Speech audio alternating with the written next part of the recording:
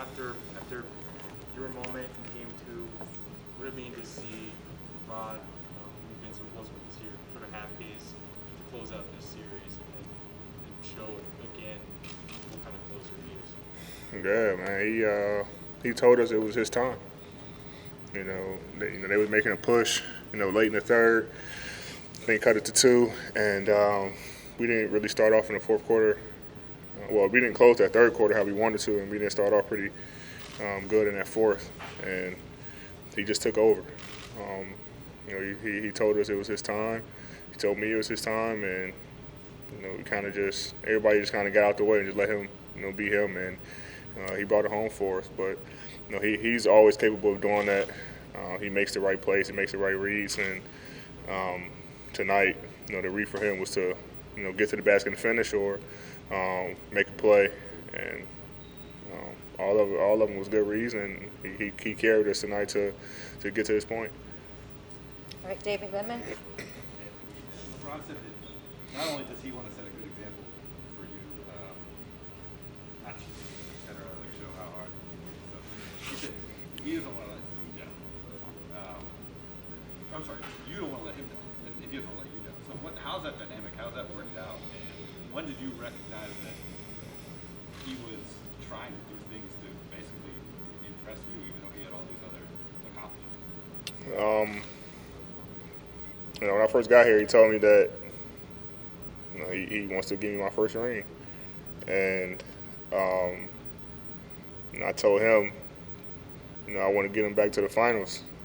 Last year he didn't get there, injury, and it was in a good place. I think they're in fourth place. When he got hurt, so who knows what could have happened, but he missed last year, and I tell him all the time, I got your back, you got my back, and especially in games like this.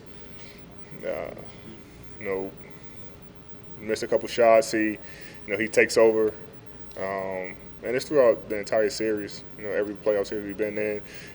Either he takes over or I take over at one point just to kind of get the team going. But we don't want to let each other down. We know why. I came here. We want to win a championship. We're 4 wins away, step closer to our goal, and he feels he takes that responsibility. He feels that if we don't, then he let me down. And I feel like if we don't, then I let him down. And then we let our team down, we let our organization down. So we don't want to have that feeling.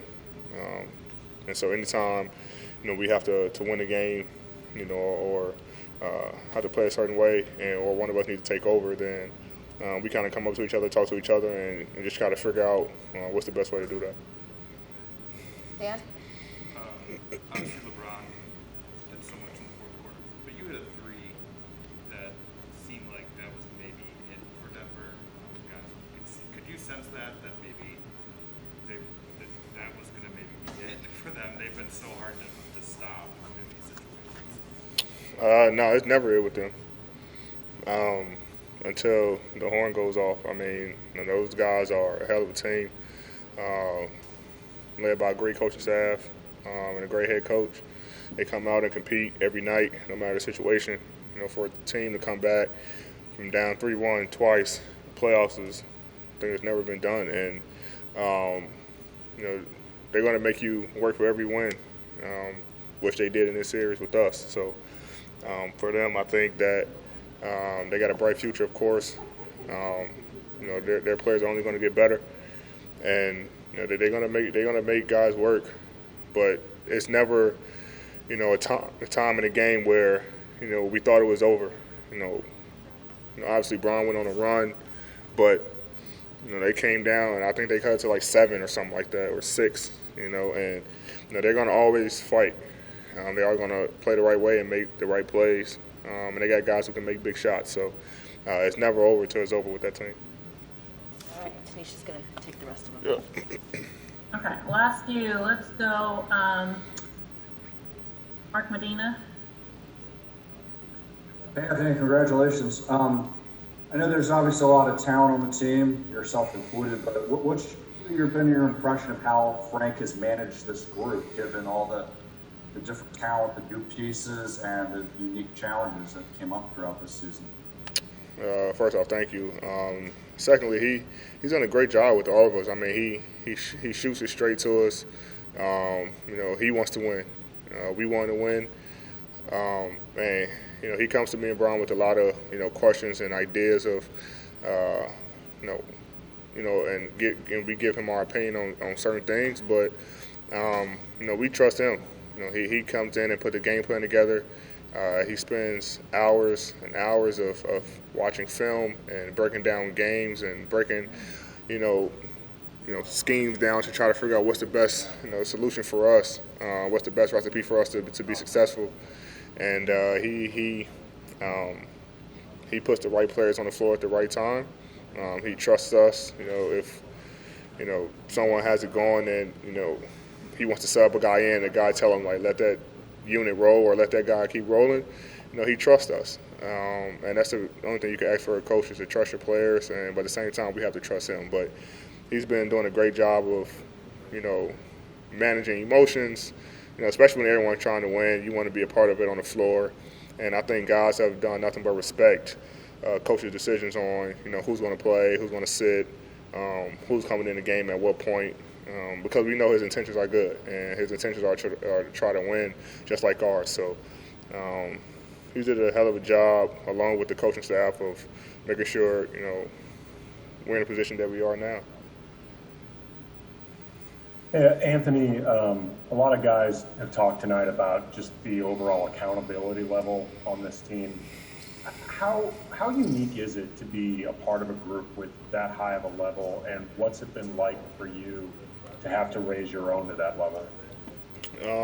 This group's IQ level is very high. Guys hold each other accountable. It really doesn't even come from the coaches. If a player mess up, another player gets on them, no matter who it is. Duz is really the guy who sits back and watches a lot of games and during the games and kind of critiques and looks at what's going on the floor and kind of call guys out. And he called me out, he called Brian out, Doe, it doesn't matter. And when we got guys like that who want to win and who want to help, it makes it a lot easier for us. And it makes you want to go out there and play hard and do the right thing for your guys, because you have a group of guys who's in it for the right reasons and who's not selfish and who just wants to win. So whether you're playing or not, and this team is special, and you don't get a group of guys who's able to do things like that, or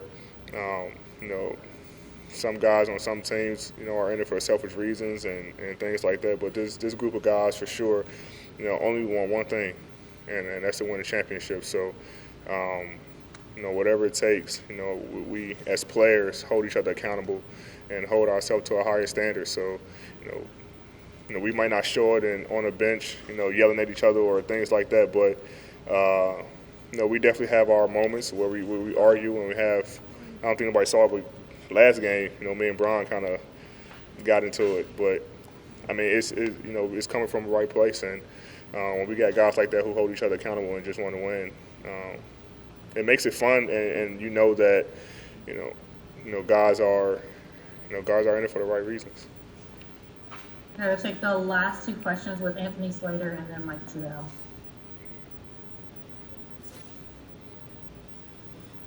Anthony.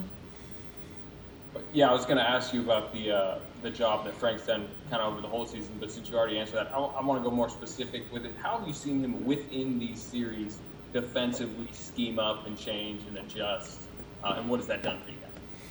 It's been great. He's always, as he called it, changing up the pitches. We never give a steady diet of what we're doing on defense. We change it up and give different looks, throw different looks out there. And he's a defensive-minded coach, so he's all about defensive rating and making sure our defense is better and better every game. And it shows. We're a defensive team. When we get after it on the defensive end, we're tough to beat. And he's been able to throw different schemes out there for us and make sure that we understand those schemes He watched a ton of film, like I said, and breaks it down for us. So the simplest for him to make it easy for us. And when we go over it, and if guys are confused or guys don't really like it, he listens to our input because we're the ones on the floor, and we change it. So he's done a great job of putting these schemes together with the assistant coaches and challenging us to do these schemes, but at the same time listen to us because we are the ones that's on the floor. He want to make it as comfortable as possible for us to get the job done. Hey, AD, it's Mike Trudell. I think you were 15 when Step Brothers came out. I'm not sure how familiar you are with the movie. If so, yeah, LeBron said that he was the Will Ferrell character, which would have made you John C. Reilly. Just not sure if you want to comment on that and how it reflects your relationship. Hey, I'm fine with that. That's actually it's a great movie, by the way. But yeah, I mean, we're kind of like Step Brothers. I mean, man, very close. He could be Will Ferrell, actually, but he leads the team, man. He actually is Will Ferrell. He leads the team. He's in charge of the group. He's been here several times. And I'm the guy that comes in and try to fit in, and do it my own ways until he comes in and get everything together for us and make us one. So he's a great guy to be along with, and if he wants to be Will Ferrell, then that's fine. But as long as he give me 4 more wins, and then I'll be cool with that.